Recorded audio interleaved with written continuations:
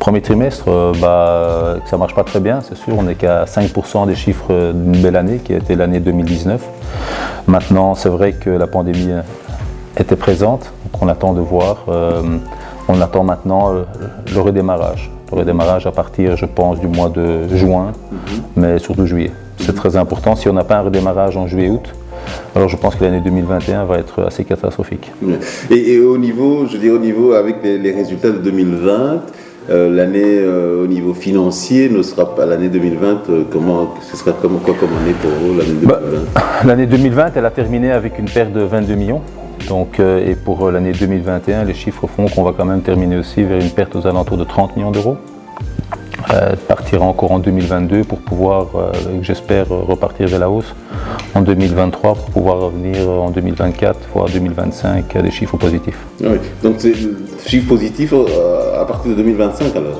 Oui, pas avant, ça c'est sûr. Oui. Ouais. Et au niveau de, on a vu que tout récemment il y a eu un accord au niveau de la région. Oui. Aujourd'hui, où est-ce qu'on en est avec cet accord? Tout le monde a signé ou bien, non, aujourd'hui, non, pas encore. Donc on en saura plus pour nous au moment de l'Assemblée générale. Est-ce que vous êtes confiant? Oui, je suis très confiant, oui, tout à fait. Les travaux de l'allongement de la piste, oui. Vous avez fait une visite hier. Oui, tout à fait. Quelles sont les étapes prochaines de ces travaux? Bien, l'ouverture de la piste officielle se fera en octobre. Donc à partir de là, c'est sûr que de cette année-ci, oui, donc on arrivera à 3200 mètres. Ça veut dire que l'aéroport de Charleroi sera ouvert à toutes les destinations possibles, de tous les continents dans le monde, peut-être à l'exception de l'Océanie, comme je disais hier. Maintenant, pour au niveau commercial, c'est sûr que nous, on va pouvoir passer au next step, comme on dit, c'est d'aller continuer avec les discussions que nous avions avec les longs courriers avant la crise et de revoir maintenant, donc à partir de quand est-ce qu'on pourrait relancer les discussions avec eux. Est-ce qu'ils viendront encore en 2021? Non, je pense que c'est trop tôt. 2022 peut-être.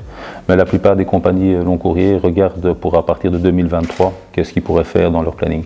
Vous avez déjà des contacts avec des compagnies qui souhaitaient venir à Charleroi? Oui, nous avions quelques bonnes compagnies en discussion. Bon, ici je vais les garder pour moi, ça c'est sûr, mais nous avions des discussions qui avaient bon train.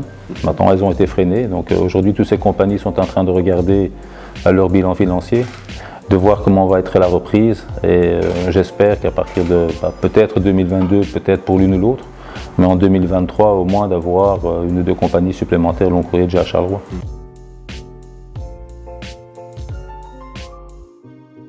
On est en train de travailler à ça, oui. Oui.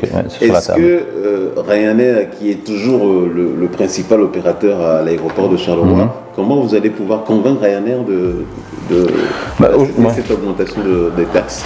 Aujourd'hui, je suis en discussion avec Ryanair, donc c'est vrai que Ryanair, c'est Ryanair. Mais je vais quand même vous dire que moi je pars un peu du principe que les discussions qu'il y a entre Ryanair et BSCA, elles resteront entre eux et moi, donc je vais pas aller plus profondément là-dedans. Mais vous êtes confiant? On est confiant en avant, je pense que ce sont quand même des gens assez professionnels, donc ils savent à quoi est le futur des aéroports dans le monde entier, mais ici surtout pour eux en Europe, et qu'il faut que de toute façon on travaille main dans la main pour pouvoir sortir de cette crise.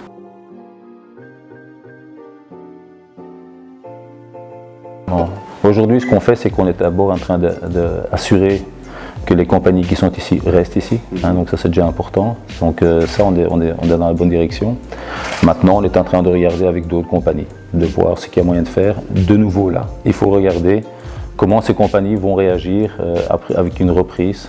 Donc, ce sont des discussions. Est-ce qu'on a vraiment beaucoup de compagnies qui sont aujourd'hui ou demain prêtes à venir? Non. Mais les portes sont ouvertes et on regardera.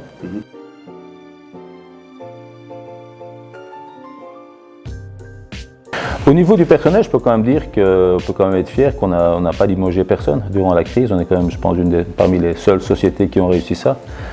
C'est le but aussi pour le futur, c'est de garder tout le monde avec nous. Maintenant, on va devoir travailler par étapes. Donc on sait que 2021, on a une certaine partie du personnel qui est encore en chômage Corona. On espère que le chômage Corona sera prolongé en l'année 2022. il faut voir. Il y a d'autres pays européens qui font des prolongements dans les secteurs qui ont été fortement touchés, donc j'espère que la Belgique suivra. Si la Belgique ne suivra pas, il faudra regarder ce que nous ferons à partir de 2022, mais je pense que la flexibilité du personnel sera un atout important pour la relance. Donc vous demandez, si j'ai bien compris, vous demandez que le chômage corona soit prolongé jusqu'en 2022 en fait. Jusqu'au-delà de 2022, il y a des pays, je pense que c'est la France, qui a déjà donné dans certains secteurs tels que l'aérien jusqu'à fin 2023 une sorte de prolongement du corona avec des règles à suivre pour les aéroports, ça c'est sûr. Mais je pense que certains secteurs devraient pouvoir recevoir cela en Belgique aussi, car on sait que ce n'est pas en 2022 qu'on sortira tous de la crise, ce sera peut-être plutôt en 2023, voire 2024. Mais si on a 2022 et 2023, c'est déjà aussi une garantie pour le personnel. Aujourd'hui, combien de personnes travaillent à l'aéroport chez BSCL? Chez nous, on est à peu près aux alentours de 700. 700. Donc 700 personnes à bord. Oui, 700 à bord, oui. On avait aussi évoqué des discussions pour revoir un peu les salaires des travailleurs. Est-ce que vous êtes toujours sur cette piste-là? Bon, on discute, on est en discussion, ça va commencer avec les permanents syndicaux, mais tout tourne autour, c'est pas vraiment la révision des salaires, c'est de la flexibilité, c'est important. Naturellement, la flexibilité est égale peut-être un changement. Mais il faudra voir les horaires, donc les horaires à 38 heures et tout aujourd'hui, avec la structure que nous avons, c'est très difficile, donc il va falloir que les gens soient un peu plus flexibles, de travailler avec des shifts coupés, par exemple, d'avoir 3 heures le matin, 3 heures l'après-midi et autres. Mais ça demandera beaucoup de cette flexibilité-là au personnel, ce ne sera pas facile, mais ce sera par là qu'on devrait aller pour pouvoir donner un boost et de relance pour la société.